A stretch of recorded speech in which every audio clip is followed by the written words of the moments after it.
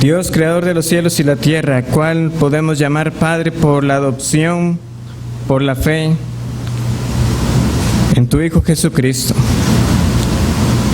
Reconozco mi debilidad, Señor, la debilidad de aquellos que también van a escuchar, la incapacidad, de hecho, que tenemos nosotros para entender tu palabra, salvo la iluminación de tu Espíritu Santo. Por eso rogamos para que Él esté obrando, tanto al exponer como al escuchar, para que atendamos a tu palabra, para que nosotros podamos ser apercibidos de tu obra poderosa que tú haces por medio de tu iglesia, para que también estemos atentos a no permitir que falsas enseñanzas quieran infiltrarse. Guárdanos del error, guárdanos de creernos autosuficientes, sino que nos lleves a una mayor dependencia cada día, postrados a ti en oración, humildes a tu palabra, y que sigamos proclamando este precioso evangelio de la salvación en Jesucristo. Lo rogamos amparados solamente en sus méritos. Amén. Amén. ¿Pueden tomar asiento?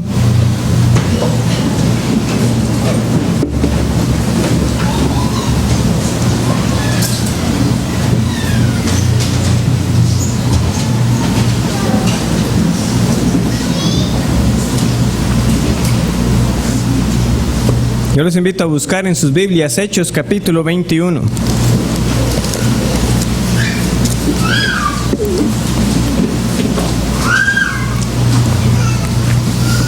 Hechos 21, voy a leer para ustedes desde el versículo 17 al 36, pero la exposición estará basada de los versículos 17 al 26. Dice así la palabra del Señor. Hechos capítulo 21, versículo 17. Cuando llegamos a Jerusalén, los hermanos nos recibieron con gozo. Y al día siguiente Pablo entró con nosotros a ver a Jacobo, y se hallaban reunidos todos los ancianos, a los cuales después de haberles saludado, les contó una por una las cosas que Dios había hecho entre los gentiles por su ministerio. Cuando ellos lo oyeron, glorificaron a Dios y le dijeron: ya ves, hermano, cuántos millares de judíos hay que han creído, y todos son celosos por la ley. Pero se les ha informado en cuanto a ti, que enseñas a todos los judíos que están entre los gentiles a apostatar de Moisés, diciéndoles que no circunciden a sus hijos, ni observen las costumbres. ¿Qué hay, pues? La multitud se reunirá de cierto, porque oirán que has venido. Haz pues esto que te decimos. Hay entre nosotros 4 hombres que tienen obligación de cumplir voto. Tómalos contigo, purifícate con ellos y paga sus gastos para que se rasuren la cabeza. Y todos comprenderán que no hay nada de lo que se les informó acerca de ti, sino que tú también andas ordenadamente guardando la ley. Pero en cuanto a los gentiles que han creído, nosotros les hemos escrito determinando que no guarden nada de esto, solamente que se abstengan de lo sacrificado a los ídolos, de sangre, de ahogado y de fornicación. Entonces Pablo tomó consigo a aquellos hombres, y al día siguiente, habiéndose purificado con ellos, entró en el templo para anunciar el cumplimiento de los días de la purificación, cuando había de presentarse la ofrenda por cada uno de ellos. Pero cuando estaban para cumplirse los 7 días, unos judíos de Asia, al verle en el templo, alborotaron a toda la multitud y le echaron mano, dando voces: varones israelitas, ayudad, este es el hombre que por todas partes enseña a todos contra el pueblo, la ley y este lugar. Y además de esto, ha metido a griegos en el templo y ha profanado este santo lugar. porque antes habían visto con él en la ciudad a Trófimo de Éfeso, a quien pensaban que Pablo había metido en el templo. Así que toda la ciudad se conmovió y se agolpó el pueblo, y apoderándose de Pablo, le arrastraron fuera del templo e inmediatamente cerraron las puertas. Y procurando ellos matarle, se le avisó al tribuno de la compañía que toda la ciudad de Jerusalén estaba alborotada. Tomando luego soldados y centuriones, corrió a ellos. Y cuando ellos vieron al tribuno y a los soldados, dejaron de golpear a Pablo. Entonces, llegando el tribuno, le prendió y le mandó atar con 2 cadenas, y preguntó quién era y qué había hecho. Pero entre la multitud, unos gritaban una cosa y otros otra, y como no podía entender nada de cierto a causa del alboroto, le mandó llevar a la fortaleza. Al llegar a las gradas, aconteció que era llevado en peso por los soldados a causa de la violencia de la multitud, porque la muchedumbre del pueblo venía detrás gritando: ¡muera!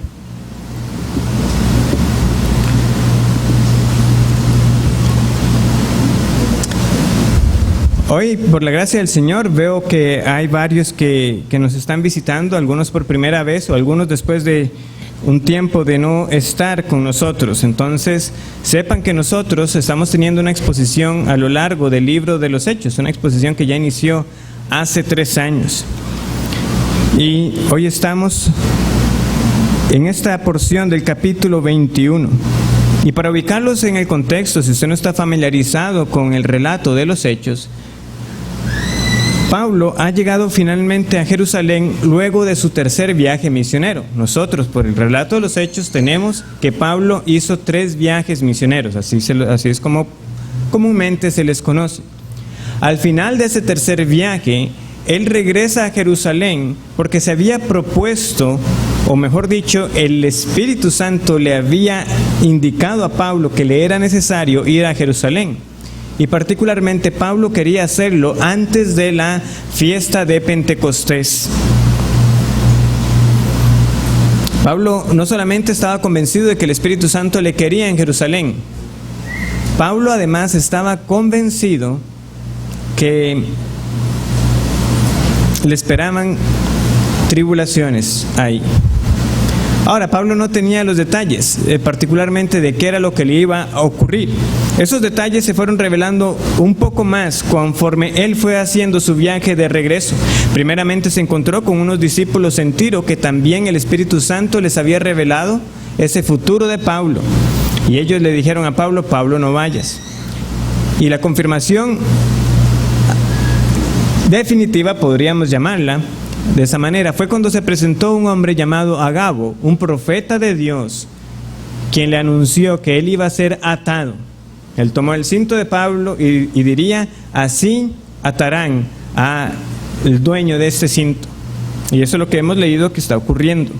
Pero como anuncié también en el sermón pasado, nosotros veremos eventualmente ese arresto la próxima semana.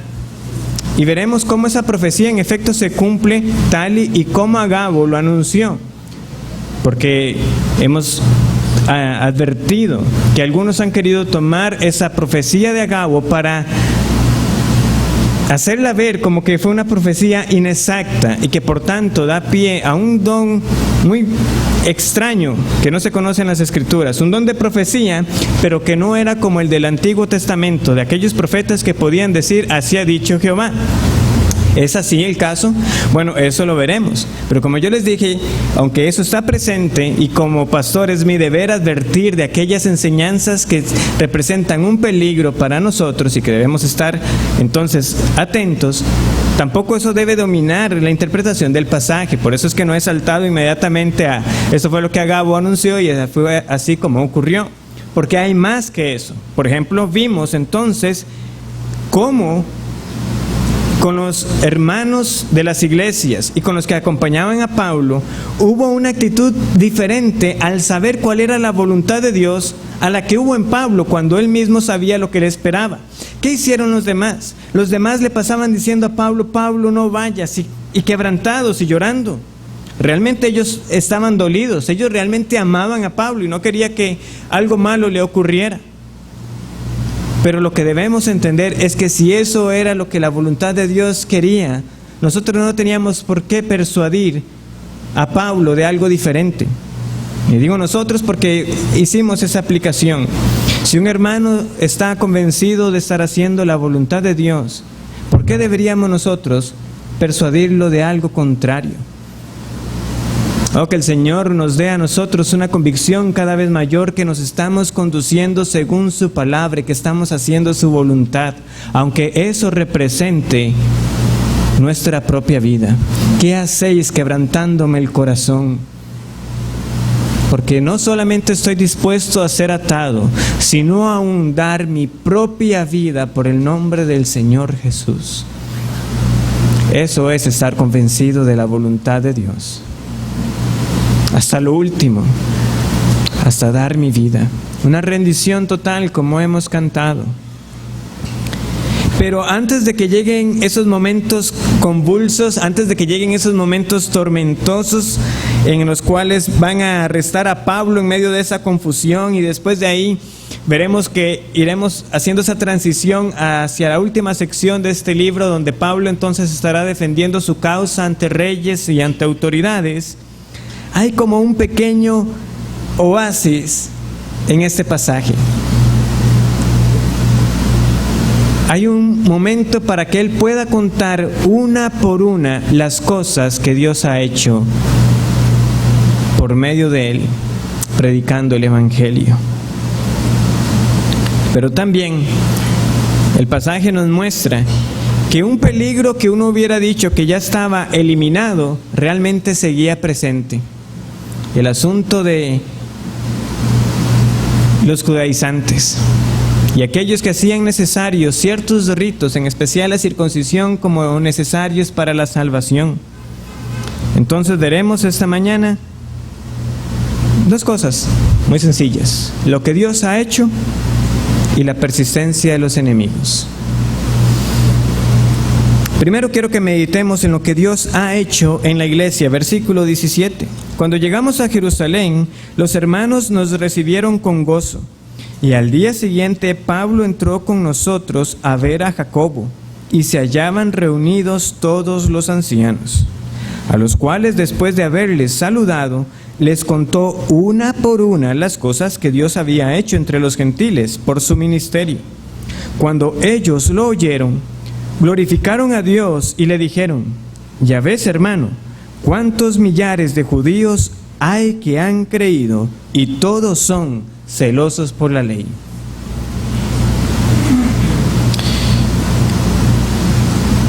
Como les decía, entonces Pablo está finalmente en Jerusalén, y particularmente él quería llegar para la fiesta de Pentecostés, y aquí entendemos de que él ha llegado con el tiempo suficiente para esta fiesta. ¿Cómo inicia el libro de los Hechos? Inicia contándonos que después de que el Señor Jesús ascendió, en el día de Pentecostés, el Espíritu Santo descendió con poder sobre 120 que estaban en un aposento. Entre ese momento y este que estamos leyendo aquí, entre ese Pentecostés y este, han transcurrido al menos unos 25 años, quizás un poco más, entre las fechas que nosotros tenemos por ciertas, según la historia de los Hechos. 25 años de historia de la iglesia en estos 21 capítulos. ¿Cuánto ha ocurrido, verdad? Por lo que es una oportunidad para Pablo para reportar lo que particularmente en su último viaje misionero había transcurrido. Porque usualmente después de cada viaje misionero, igualmente Pablo subió a Jerusalén. ¿Pero qué se desprende de lo que hemos leído aquí? En primer lugar, se desprende esta afirmación: él contó una por una las cosas que Dios había hecho entre los gentiles por su ministerio. Pero quien hizo las cosas fue Dios. La iglesia es obra de Dios. Para quienes han estado en varios de los sermones de esta serie, saben que es algo que constantemente nos encontramos, porque eso es lo que Hechos nos narra. La iglesia es de Dios. No es una institución humana, es divina. Aunque ciertamente algunos la han querido reducir a una mera institución humana, a un mero negocio, a algo que se puede administrar como si fuera una empresa, ciertamente la iglesia es de Dios. Y las iglesias que son verdaderamente del Señor tienen esta marca. Usted puede ver la mano de Dios en ellas, obrando con poder. El crédito es divino. Pablo dice: yo solamente he sido un instrumento en las manos de Dios para llevar este mensaje del Evangelio. 25 años desde que un grupo de 120 personas estaban en ese aposento alto, esperando el cumplimiento de la promesa del Espíritu Santo que el Señor Jesús les había dado. Eso se dio significativamente un domingo, día de Pentecostés. ¿Y qué ocurrió después de eso? Vemos a un Pedro levantándose en medio de las multitudes y predicando en el poder del Espíritu Santo, y multitudes creen. 3,000 personas creen en ese primer sermón de Hechos capítulo 2, y avanzamos al capítulo 3 y nosotros tenemos que luego de lo que ocurrió con el cojo, 5,000 personas. Algunos lo suman, otros creen que eran 2,000 más a los 3,000. Pero siendo conservadores, más de 5,000 personas. Y para el momento que llegó la persecución en Jerusalén, se estiman que pudo haber de entre 15,000 a 20,000 cristianos en Jerusalén. De 120 a miles. ¿Por qué? Por la mano de Dios. Por el poder de Él para salvar a pecadores. Esos reportes de multitudes que también aparecen constantemente en ese libro siempre son un recordatorio de ese poder del Evangelio, siempre se dan en un tono positivo, pero el énfasis más que la cantidad de personas es lo asombroso de ver cómo estas multitudes podían ser reunidas y se comportaban como uno solo. Nosotros leemos constantemente que estas multitudes eran todas de un mismo sentir, que eran una sola alma, un solo corazón, y que nadie decía que las cosas le pertenecían, nadie decir que esto es mío, sino que daban liberalmente para compartir entre todos. Lo mío es tuyo. ¿Por qué? Por el poder del Evangelio. Y que perseveraban unánimes en la oración, que perseveraban unánimes en la doctrina de los apóstoles, que perseveraban unánimes en el partimiento del pan. ¿Cómo es eso posible? Tantas personas, pero un solo sentir, por el poder del Evangelio, por el poder de Dios, porque eso es lo que Dios hace en su iglesia. Pero también hemos visto cómo Dios ha traído el temor, porque también hubo aquellos que se infiltraron, que al final fueron probados falsos, Ananías y Zafira, que quisieron engañar, que mintieron al Espíritu Santo, y vino la disciplina del Señor. Y aún en medio de un evento como ese, nosotros leemos que vino un gran temor sobre toda la iglesia y sobre todos los que oyeron estas cosas. ¿Por qué? Porque es la iglesia de Dios y Él también la guarda, Él también la cuida. Cuando cae la persecución por mano de Pablo, que en su pasado fue perseguidor de la iglesia y testigo de primera mano de ese primer martirio que tenemos registrado en el caso de aquel hombre llamado Esteban, un diácono y hombre poderoso también en la predicación de la palabra, uno diría, bueno, hasta aquí habrá llegado entonces la iglesia, hasta aquí llegaron esas multitudes, pero aún eso también fue utilizado para que el Evangelio fuera conocido en más partes, porque a donde quiera que llegaban los que eran perseguidos, llegaban anunciando la palabra de Dios. Algunos al principio solamente lo hacían a otros judíos, pero otros poco a poco se fueron abriendo y también lo hicieron a aquellos judíos que eran conocidos como helenistas, es decir, de un trasfondo más griego, o sea que posiblemente ni hablaban el hebreo. Y así poco a poco esa iglesia va abriéndose, va alcanzando, eventualmente llega a los samaritanos, eventualmente llega a aquellos que en su pasado eran prosélitos, como el eunuco. en Hechos capítulo 8. Y eventualmente llega la predicación del Evangelio a los gentiles en casa de Cornelio, y no queda ninguna duda. La salvación llega con poder para toda clase de persona. ¿Está el énfasis puesto en los hombres, en aquellos que predicaban? No. Nosotros leemos que la mano del Señor estaba con ellos. Y un gran número creyó y se convirtió al Señor.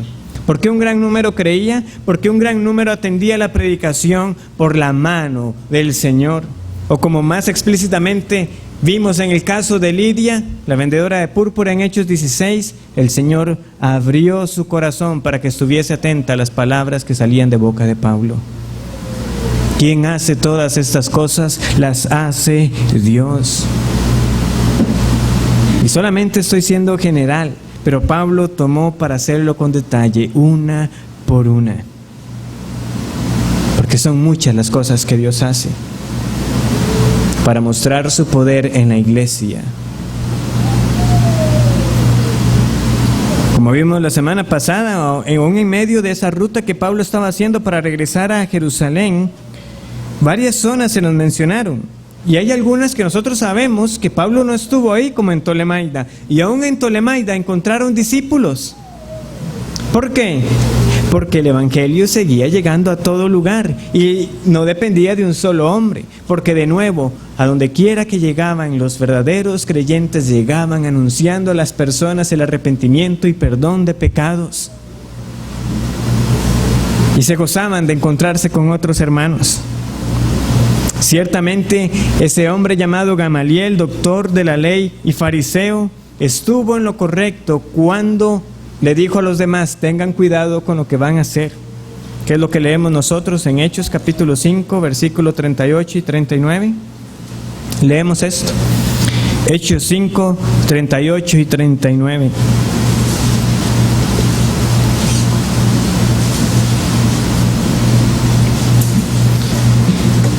Y ahora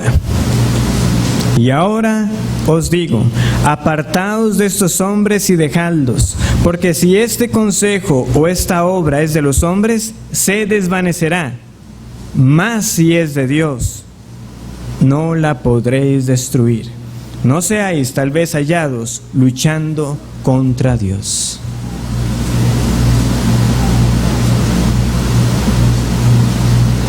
Y años después,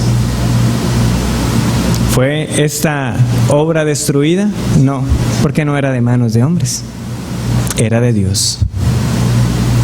No la podréis destruir. Y más de 2000 años después, no la han podido destruir. Es la iglesia de Dios. Ningún hombre podrá contra ella.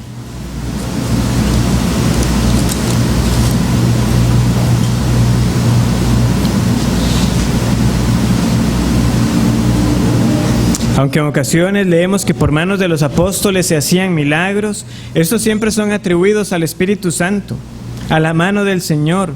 De nuevo, era por ese poder de lo alto que muchos creían, y la mano del Señor estaba con ellos.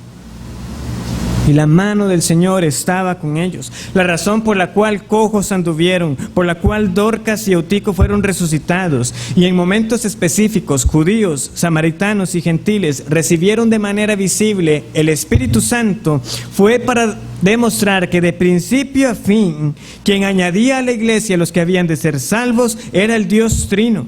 Y esto no era por las señales en sí, sino por medio de la predicación del Evangelio. Ese mensaje que Dios envió, Dios ha dado mensaje constantemente, decían ellos, y ha sido anunciado desde los profetas, pero ahora se ha cumplido.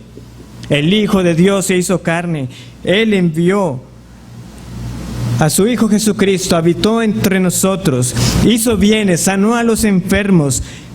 A este varón envió Dios, confirmado por las señales, milagros y prodigios. A ese ustedes lo entregaron y lo crucificaron por manos de inicuos.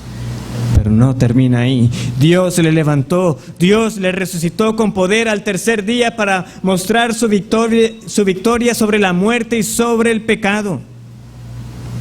porque era imposible que fuera retenido por ella. Y se apareció a muchos, muchas veces, y le vimos. Y ahora ha ascendido y está a la diestra del Padre. Y el Espíritu Santo que había prometido ha descendido. Y ahora viene y mora con el creyente. Le sella como propiedad de Dios. Endemoniados, enfermos, pobres y ricos, judíos y gentiles, los que se dedicaron a la hechicería, otros a la inmoralidad sexual, otros a las filosofías cambiantes del mundo como los estoicos.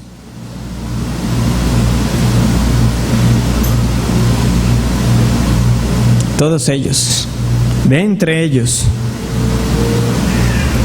ahí es donde se ve la verdadera diversidad, la gracia de nuestro Dios en la redención de pecadores.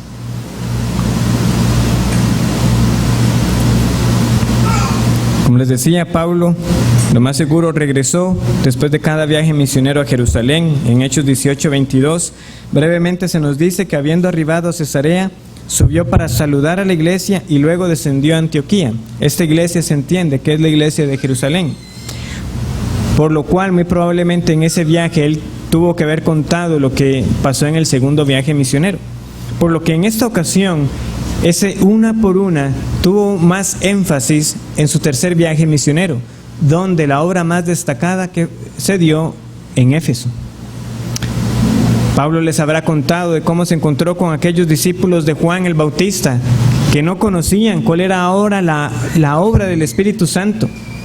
Ni siquiera hemos escuchado, decían ellos, ignorando, no que había un Espíritu Santo, sino cuál era su forma de actuar ahora.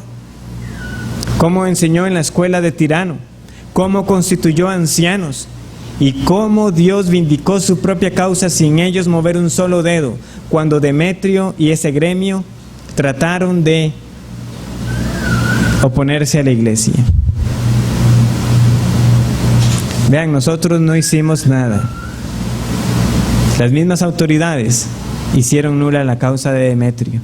Porque si Diana era tan grande como decía ser, si era la diosa que decía ser, no era necesario que la defendieran. Pero había que defenderla porque no era verdadera. No era ni tan grande y no era Dios. Pero el Dios vivo y verdadero destruyó esa causa. ¿Por qué? Porque es su iglesia y Él hace todas estas cosas. Y finalmente tiene que haber incluido en su reporte el viaje que hizo de regreso a todas las iglesias que luego fue confirmando, visitándolas para ver cómo progresaban, eventualmente el mensaje de despedida que dio en Mileto y a los discípulos que conoció ya en estas últimas regiones. La iglesia es obra de Dios. La iglesia también es la reunión de un pueblo de todas partes. Debería ser evidente ya con esto que hemos mencionado. Samaria, Tiro, Chipre, Jope, Cesarea, toda Macedonia, toda Asia Menor.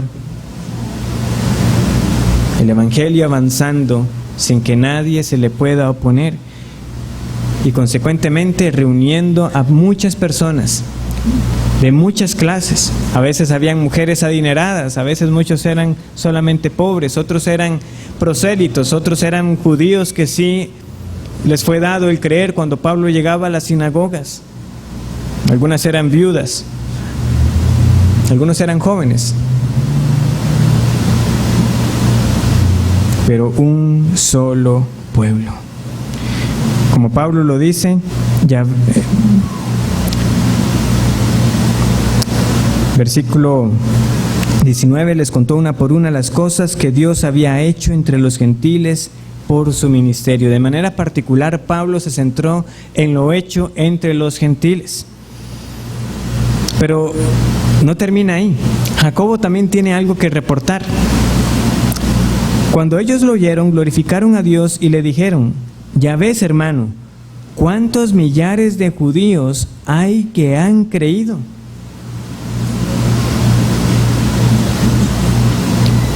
Aunque ya por gran parte nosotros hemos estado estudiando acerca de lo que Dios ha estado haciendo por medio de Pablo este reporte nos viene a decir, en Jerusalén el evangelio seguía siendo predicado y muchas personas seguían creyendo. Millares de judíos, miles han creído. Qué bueno es el Señor. Aunque la iglesia en su alcance es global, y Pablo tenía siempre ese celo por llegar a los suyos, y como hemos visto, la gran mayoría de las veces lo que se encontró fue oposición en esas sinagogas a las que llegaba. En Jerusalén muchos judíos habían creído.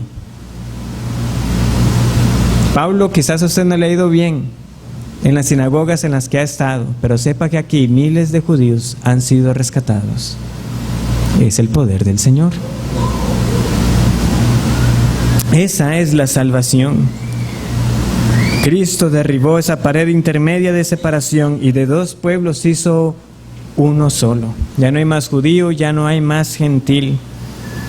Y aunque nosotros poco ya luego sabremos de la iglesia en Jerusalén, la cual posiblemente también fue atacada y destruida en la destrucción del año 70, sabemos que tiempo después volvieron a surgir iglesias que se identificaron como la iglesia de Jerusalén, aunque ya en su contexto eran también iglesias conformadas por gentiles. Pero unido a esto, hay algo que yo no quiero dejar pasar por alto. Pablo no solamente llegó él, llegó con otros hombres, entre ellos hombres gentiles. ¿Y cómo fueron recibidos? Versículo 17. Cuando llegamos a Jerusalén, los hermanos nos recibieron con gozo. Nos recibieron con gozo. Esta es la obra de Dios. No solamente la iglesia es de distintas partes, de distintas personas, de diferentes condiciones, de diferentes contextos, pero es una unión que trasciende cualquier institución humana. De nuevo, a nivel humano las personas se unen por muchas razones. Algunos tienen ciertas aficiones por diversas, ¿verdad? Fotografía, entonces hay clubes de fotografía, o hacen grupos ahora con el internet y usted se puede unir ahí para todos hablar acerca de cómo ser mejor o que de técnicas y demás. Y así para diversas cosas que usted pueda tener un gusto. Hay grupos y las personas se unen, pero es solamente algo muy puntual que lo sostiene con ese fin común. Acabada la actividad o fuera de eso, difícilmente algunos tendrán mayor vínculo, aparte de que tengan alguna amistad por fuera. Pero no sucede así con la iglesia del Señor. Conocer y compartir con otros que también aman a Cristo trae gozo. Trae gozo. ¿Conocían ellos a estos hombres, aparte de Pablo? Quizás Timoteo. ¿Pero cuál fue la reacción cuando les vieron? Los recibieron con gozo, con alegría. ¿Por qué? Porque eran hermanos, hermanos en Cristo.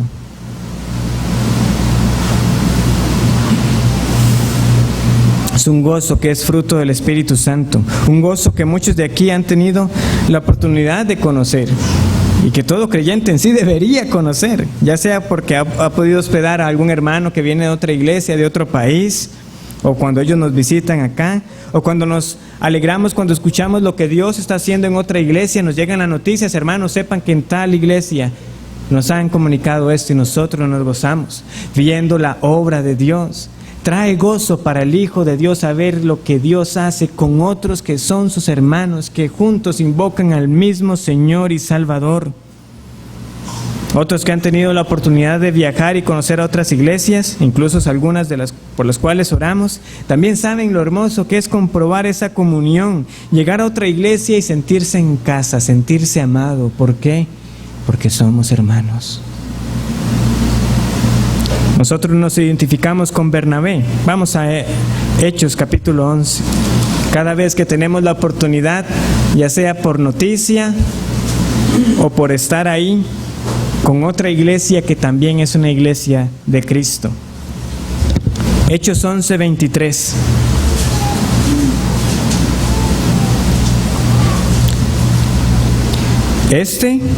Cuando llegó y vio la gracia de Dios, se regocijó y exhortó a todos a que con propósito de corazón permaneciesen fieles al Señor.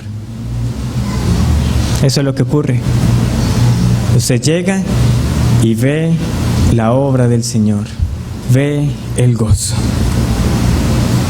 de estar con otros. Cuando escuchamos la predicación, cuando cantamos con ellos, cuando oramos juntos, cuando vemos sus muestras de afecto, todo esto es la obra de Dios y debe animar nuestro ser para anticipar cada día. Cuando venga nuestro Señor Jesucristo y reúna a su iglesia y este pueblo esté todo junto, libres ahora sí del pecado y de la muerte, glorificados, dando honra y gloria al Cordero que nos redimió. Vendrá ese día. ¿Lo está anticipando usted? Es que esto es la parte que debe ser un examen para nosotros. Porque esto no se limita nada más cuando viene una visita, que también es creyente, que debe traer gozo. Para el creyente es un gozo estar cada día en la iglesia con los que aman a Cristo. ¿Por qué? Porque me estoy reuniendo con mis hermanos. El domingo debe ser un día de gozo. Es el día que usted desea que llegue porque es el reposo para su alma, para ser exhortados mutuamente, para ser aconsejados, para orar unos por otros, para escuchar juntos la palabra de Dios predicada, orando para que mi hermano también reciba bendición y edificación, que seamos restaurados, que seamos instruidos. Trae gozo a su vida venir al culto. Trae gozo para usted compartir con otros cristianos. ¿O prefiere la compañía de otros que no aman al Señor? Para el cristiano no hay mayor gozo que estar con los suyos. Cuando usted ve lo que Dios está haciendo en la vida de otro hermano, usted se alegra.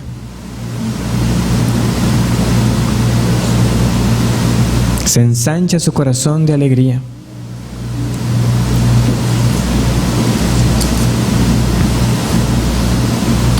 Por eso, como algunos han señalado, ¿cuál es la esperanza suya para estar en el cielo si usted no está disfrutando lo que hace hoy aquí? ¿Realmente está anticipando ese día que venga el Señor Jesucristo? Si no tiene gozo por lo que ya hoy aquí se hace, pues ese será nuestro ejercicio por la eternidad, adorar a Dios con los demás que han sido redimidos por Él. Habiendo considerado que la iglesia es de Dios y lo que ella es, por lo que Dios ha hecho, este texto también nos recuerda que no hay que bajar la guardia, porque los peligros y los enemigos del Evangelio son también persistentes. Versículo 21 en adelante. Pero se les ha informado en cuanto a ti que enseñas a todos los judíos que están entre los gentiles a apostatar de Moisés, diciéndoles que no circunciden a sus hijos, ni observen las costumbres. ¿Qué hay pues? La multitud se reunirá de cierto, porque oirán que has venido. Haz pues esto que te decimos. Hay entre nosotros 4 hombres que tienen obligación de cumplir voto. Tómalos contigo, purifícate con ellos y paga sus gastos para que se rasuren la cabeza. Y todos comprenderán que no hay nada de lo que se les informó acerca de ti, sino que tú también andas ordenadamente guardando la ley. Pero, en cuanto a los gentiles que han creído, nosotros les hemos escrito determinando que no guarden nada de esto, solamente que se abstengan de lo sacrificado a los ídolos, de sangre, de ahogado y de fornicación. Entonces Pablo tomó consigo a aquellos hombres, y al día siguiente, habiéndose purificado con ellos, entró en el templo para anunciar el cumplimiento de los días de la purificación, cuando había de presentarse la ofrenda por cada uno de ellos. Pero, dice el versículo 21, pero, ese es un pero de esos que no son buenos, porque aquí está en verdad, está Pablo contando una por una las cosas que Dios ha hecho, y luego Jacobo le responde, hermano, y aquí también miles de judíos han creído, pero Pablo, hay algo que está ocurriendo. Han llegado rumores que quieren desacreditar su ministerio. Y lo más terrible, hay hermanos que están dudando. Están dudando. Realmente están cuestionando si usted es un verdadero siervo del Señor. Porque lo que han escuchado es terrible. Es una acusación muy seria. Que enseñas a todos los judíos que están entre los gentiles a apostatar de Moisés. O sea, que apostaten completamente, que abandonen, que se vayan por otro camino, que se olviden de lo que la ley que recibimos de parte de Dios por mano de Moisés, que eso ya lo dejen completamente de lado. Y que dejen además de circuncidar a sus propios hijos y de guardar toda otra costumbre judía. Esa era la acusación que estaba llegando, muy seria. Nosotros sabemos cuál era la postura de Pablo respecto a la circuncisión. Lo estaremos estudiando con detalle en Gálatas. Pero yo os digo que si os circuncidáis, de nada os aprovechará Cristo. Así de sencillo. Lo decía Pablo. Todo aquel que pretenda volver a los ritos para ganar su salvación, para ganar mérito delante de Dios, si usted dice que ha creído en el Señor y ahora pretende volver para circuncidar su carne, para mutilarse, usted voluntariamente está buscando separarse de Cristo. Pero Pablo, incluso habiendo dicho esas palabras, posiblemente antes de lo que se conoce o han llamado el Concilio de Jerusalén, esa reunión de iglesias que ya veremos en detalle,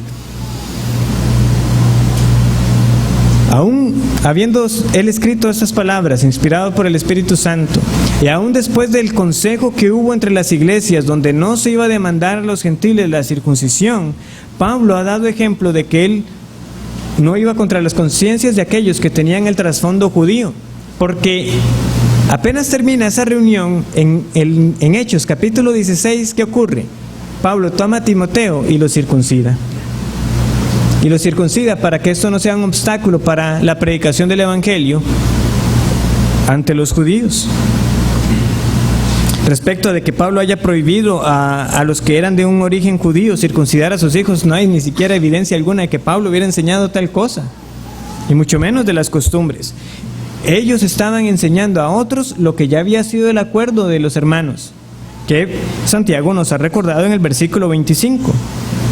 Y por supuesto Jacobo, ni los hermanos, ni los ancianos que lo recibieron han creído eso. Ellos saben que eso es mentira, porque si no, no hubieran recibido a Pablo con ese gozo, no los hubieran recibido como hermanos. No, ellos están seguros de que eso es mentira. Ellos saben que Pablo es un siervo fiel del Señor. Pero hay algo que hacer, porque la difamación se ha extendido y está causando daño. Los judaizantes no han descansado con tal de oponerse a la predicación del Evangelio. ¿Y cuántos años después? Aproximadamente de unos 8 a 10 años de aquella reunión que nosotros tenemos en Hechos capítulo 15. Es que son persistentes. No se puede bajar la guardia. Ahí seguían buscando meter la mentira, ahí seguían buscando engañar. Mientras Pablo estaba recorriendo las regiones predicando el Evangelio, otros se iban a Jerusalén a difamar a Pablo. Esa era la situación. Entonces el corazón del asunto vuelve a girar a esa tensión que hubo al inicio. ¿Cuál era la relación ahora de los creyentes, y en particular de los creyentes gentiles, con la ley que había sido dada? Como les decía, esto fue discutido en la reunión que hubo en Hechos capítulo 15, que ha sido conocida, y bueno, incluso está el título en Reina Valera como el Concilio de Jerusalén, aunque realmente fue una reunión de Pablo y Bernabé como representantes de la iglesia de Antioquía con los ancianos de Jerusalén. Y había muchas más iglesias que no estuvieron ahí presentes. Nada más fueron luego informadas. Pero así se le ha llamado. El punto importante es que lo que ellos dijeron, lo dijeron con la convicción de que era lo que bien le parecía al Espíritu Santo. Vean el versículo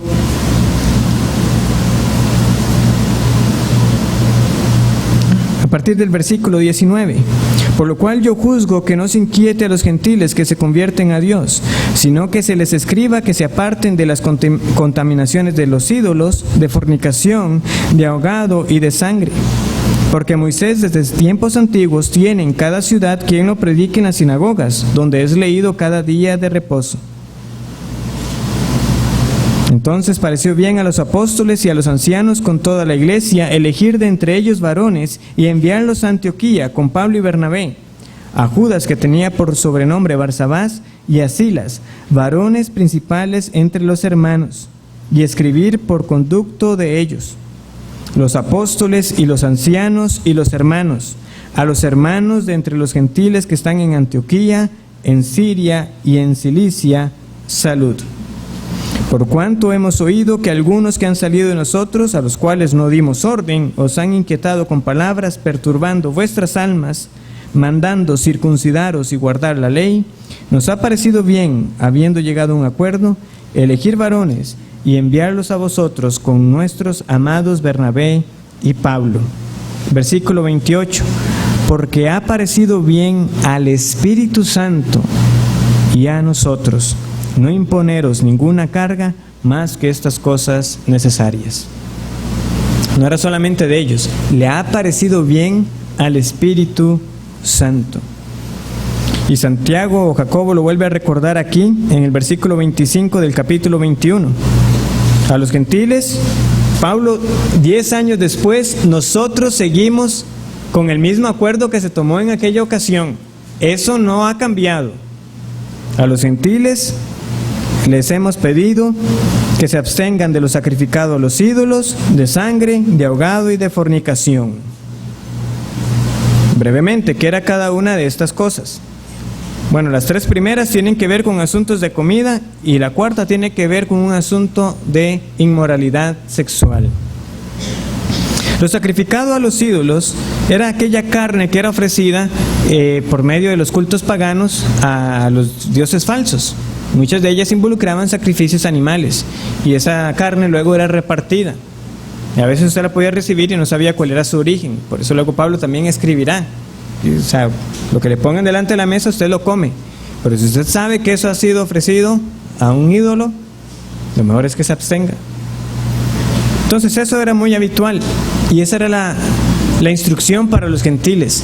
Tengan amor por estos hermanos más débiles, que pueden tener tropiezo si ustedes participan de comer de esa carne. Porque para un judío, comer de esa carne era lo mismo que tocar un muerto, era contaminarse ceremonialmente. Entonces, en ese sentido iba la instrucción. Además, ustedes perderían la oportunidad de dar testimonio cada vez que ustedes se abstuvieran de comer esta carne. ¿Por qué usted ya no come esta carne si usted antes la comía? No, es que yo ahora vivo y sirvo al Dios vivo y verdadero. Y lo mismo entonces con la sangre y el ahogado. Esos dos son muy similares. Por ahogado debemos entender un animal que era muerto pero no era desangrado. Entonces se lo estaban comiendo o crudo, una carne cruda todavía con su sangre, que también no era nada extraño que pudiera ocurrir en los diversos ritos paganos. Y la sangre como tal, bueno, pues la sangre, tomarse la sangre o hacer algo con la sangre para comérsela como tal. Todo eso también estaba fuertemente arraigado con los judíos. Tanto así de que antes de la ley de Moisés ya Dios le había dicho a Noé que carne con su sangre no comeréis, porque en la sangre está la vida.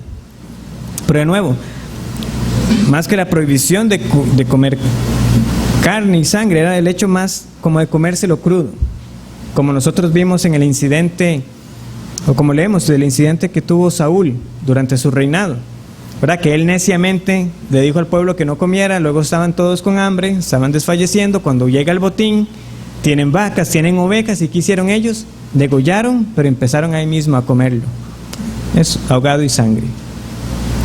¿Qué fue lo que le dijeron a Saúl? El pueblo peca contra Jehová. Y de nuevo viene la instrucción para los gentiles: no participen más de esas cosas.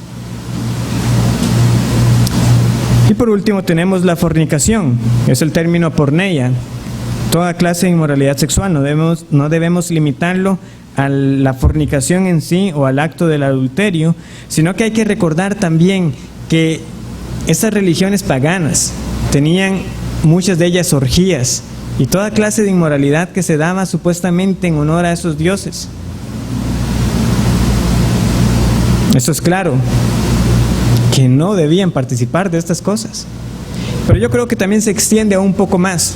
Es usted ahora, si es del Señor, también debe abstenerse de relaciones con incrédulos, porque no hay comunión de la luz con las tinieblas, salvo que ya hubiera estado casado. Entonces, ídolos, sangre, ahogado y fornicación. Ustedes ahora han sido apartados para Dios. Esa era la instrucción para los gentiles.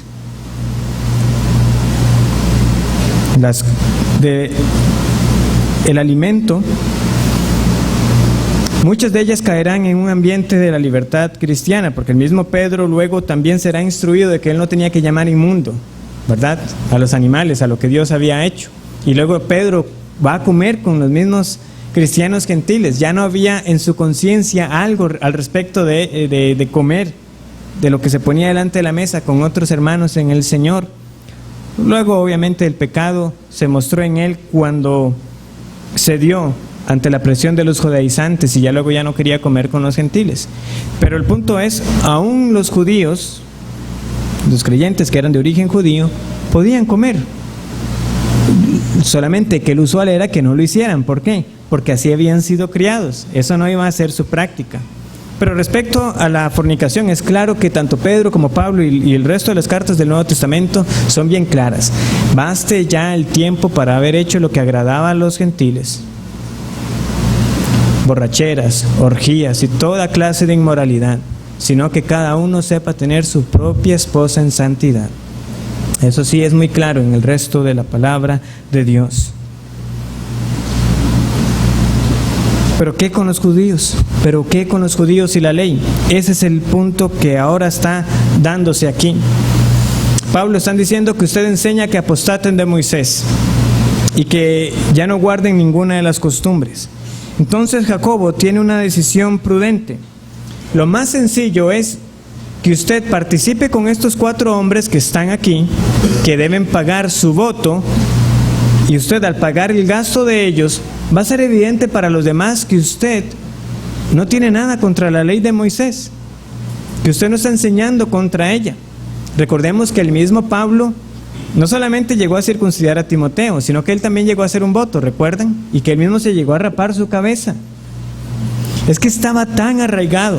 Esos hermanos estaban viviendo esa transición de cómo relacionarse debidamente con la ley que Dios había dado. Pero ninguna de las costumbres judías las tenemos nosotros ahora como mandamientos para nosotros como creyentes en el nuevo pacto.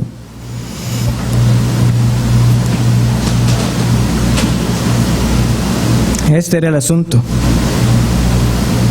Ya ves, hermano, cuántos millares de judíos hay que han creído. Es decir, ahora son verdaderos creyentes, pero además son celosos por la ley. Han creído verdaderamente que no hay obras para reconciliarse delante de Dios, que solamente por medio de la fe en Jesús son salvos, pero son celosos de la ley. A estos son los que ha perturbado las noticias que han llegado acerca de su ministerio. ¿Cuál es el voto que ellos tenían que pagar? Muchos asocian que era el voto de los nazareos. Una vez más, usted puede leer en Números capítulo 6 el detalle en qué consistía el voto nazareo. En particular, de los versículos 13 al 21, se nos destaca cómo era el pago una vez que ese voto llegaba a su fin. Y la persona tenía que presentar 3 animales más otra serie de ofrendas que tenía que dar. Por tanto, podemos decir que económicamente sí era importante para la persona, una vez que finalizaba su voto, todo lo que tenía que presentar, además de rasurarse, lo cual también tendría un gasto. Entonces, posiblemente estos 4 hombres, creyentes, pero celosos por la ley, hicieron el voto, pero no tenían cómo pagar. Y Pablo, aquí está la oportunidad. Si usted realmente no está contra las costumbres, usted va a pagar por ellos. ¿Qué es lo que Pablo va a hacer? Solamente que Pablo mismo tenía que purificarse. ¿Por qué tenía Pablo que purificarse? Posiblemente por venir de tierras gentiles, de nuevo para no ser obstáculo para los judíos, él tenía que también ponerse puro ceremonialmente. Entonces, lo que acontece al final es el cumplimiento de esos días para que ya eventualmente puedan pagar sus votos y reconciliarse para con cualquiera que tuviera duda. Algunos creen que puede ser que Pablo también tuviera otro voto que cumplir, aunque eso no lo podemos saber. Más parece por el hecho, como les digo, de haber venido de tierras gentiles. No por haber estado con creyentes gentiles, sino por haber estado en tierras gentiles. Pero lo que quiero que quede en nuestras mentes es esto. La amenaza para la unidad de la iglesia seguía presente. Había hombres que querían sembrar división. Habían aquellos que estaban diciendo todavía que salvo que usted se circuncidara no podía ser salvo. Habían algunos que querían seguir haciendo distinción entre aquel que era judío antes y que era gentil antes. Y no querían favorecer que ahora la iglesia era un pueblo de un solo sentir, donde ya no había ninguna barrera que separara, ya no había esclavo ni libre, ni judío ni gentil, ni hombre ni mujer en ese sentido. Todos en la misma condición porque todos han recibido la misma gran salvación. Y si, hermanos, nosotros no estamos atentos a las falsas enseñanzas que se quieren introducir, nosotros también veremos cómo habrán aquellos que quieran destruir la unidad de esta iglesia, ya sea por interpretaciones distintas, ya sea queriendo sembrar algún tipo de preferencias o de acepción de personas. Nosotros debemos estar atentos a todo ello, a toda aquella persona que quiera siquiera insinuar de que algo más es necesario para ser un creyente en buena posición delante de Dios que la obra de nuestro Señor Jesucristo. Lo que Él hizo es suficiente. Él pagó por su iglesia. Aquellos que quieran hacer de convicciones personales, mandamientos de hombres, la medida contra cual comparar nuestra profesión de fe, nada de esto debe hallar lugar en la iglesia de Cristo. Él pagó por completo nuestra deuda y cada uno ha sido igualmente reconciliado para con Dios. Pero velemos porque la falsa enseñanza y los falsos maestros no van a descansar. Y el incidente de Hechos 21 nos lo recuerda. Ellos no se quedaron tranquilos con lo que la iglesia había decidido en Hechos 15. Finalizo con esta exhortación. Sí, debemos estar alertas de la falsa enseñanza, pero hay algo más de lo que debemos estar alertas. Debemos estar alertas de que nosotros no estemos dando por sentadas las bendiciones de Dios que Él tiene para con la iglesia, para con nosotros de manera particular. Dice el versículo 20, cuando ellos lo oyeron, glorificaron a Dios. Glorificaron a Dios. Hermanos, es que debe ser así. Si entendemos que nuestro fin es glorificar a Dios por encima de todas las cosas, que todo lo que hacemos debe ser para la gloria de Dios, debemos entonces dar la gloria a Dios cada vez que nosotros vemos evidencias de su mano en medio de nosotros. Eso es constante también en los hechos. Cada vez que llega Pedro y dice lo que pasó en casa de Cornelio, glorificaron a Dios. Llega Bernabé a Antioquía, da la gloria a Dios al ver la gracia de Dios. Llega Pablo aquí, le cuenta a los hermanos cómo fue el tercer viaje misionero y dan la gloria a Dios. Debemos estar mucho más atentos a lo que Dios hace entre nosotros. No debemos ser desagradecidos, no debemos darlo por sentado, no debemos pensar de que las cosas van a estar siempre bien porque van a estar bien. No, si estamos creciendo, si estamos madurando, es por la gracia de Dios y por su poder en medio de nosotros. El que Él siga trayendo a personas con hambre de la palabra. Para los que han estado por muchos más años, saben que antes muchas cosas no son como ahora las hacemos, o no son como ahora las entendemos. Pero ¿qué hizo el Señor? Vino con el poder de su palabra y nos fue dando un mejor entendimiento acerca de la salvación, un mejor entendimiento de lo que es la iglesia, un mejor entendimiento de lo que representa unirse a la iglesia, un mejor entendimiento de la cena del Señor, del bautismo. Todo eso es su gracia para con nosotros. ¿Para qué? Para que crezcamos, para que maduremos, para que demos la gloria a Dios en todo, incluso en medio del dolor que fue perder a un amado pastor. Pero su mano para con nosotros ha seguido para bien, no solo por la cantidad de personas, lo cual es bueno, sino principalmente en el testimonio de personas nacidas de nuevo, personas que están aquí y dicen: yo antes era ciego, pero ahora veo.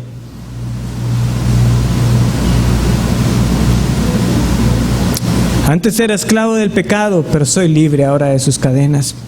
Cristo me libró. Yo estaba muerto, pero ahora vivo. Ese es el testimonio de la gracia de Dios en medio de nosotros. ¿No son razones suficientes para adorar a Dios, para cantar con júbilo, con entendimiento, la salvación tan grande que nos ha sido dada? Lo mismo cuando escuchamos, de nuevo, como decía al inicio, de cosas que también ocurren en otras iglesias, por cada reporte donde es evidente que el Señor está prosperando a los hermanos. Yo puedo decirles que fueron muchos los momentos en cuando, por diferentes circunstancias, cuando mi fe era probada, cuando estaba frágil, sí, el Señor usó su palabra, porque ese es el medio, por medio de la predicación, pero también utilizó el testimonio de lo que Él estaba haciendo aquí, y lo sigue utilizando hasta el día de hoy para recordarme de que Él es el Dios vivo y verdadero, de que Él está salvando, que es real, que el Señor Jesucristo reina y que lo que ocurre en las personas es genuino, es fe para salvación, para el alma, para vida eterna. Y yo confío en que seguiremos siendo testigos del poder de Dios en medio de nosotros, no por nosotros, sino por el Dios a quien servimos, porque Él es poderoso para salvar y Él es fiel en lo que ha prometido, de manera que ninguno de los suyos se perderá. Y si esta iglesia es del Señor, sabemos entonces que el Señor seguirá trayendo a los suyos aquí. O que el Señor siga añadiendo, que el Señor siga trayendo y que nosotros sigamos glorificando su nombre al ver cuán grandes hechos poderosos obra el Dios en que hemos creído.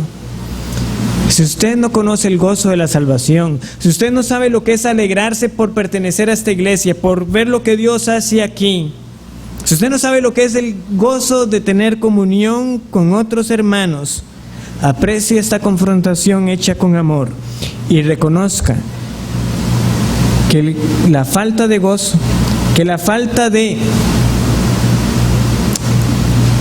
reconocer lo que esta iglesia es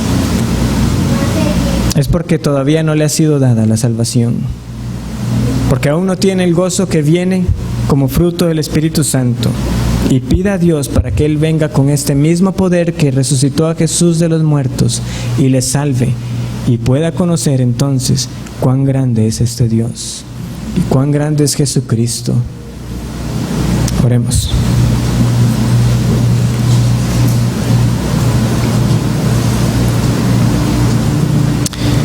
Yo te doy gracias, Señor, porque una vez más podemos estar encomendados a tu palabra, en el poder de ella y del Espíritu Santo. Oh Señor, que estas débiles palabras y esta exhortación cale hondo en nuestras almas, para vigilar que la falsa enseñanza, los falsos no quieran introducirse, que no vengan a pretender robarnos el gozo de ver lo que tú haces en medio de nosotros. Que por tu misericordia sigas sosteniendo a esta congregación para ser columna y baluarte de la verdad, para ser testigos fieles de nuestro Señor Jesucristo, anunciando a otros la salvación. Y aumenta nuestra esperanza, que sea fortalecida, aguardando el día en que toda la iglesia será finalmente reunida para alabar al Cordero que nos redimió. En el nombre de Él oramos.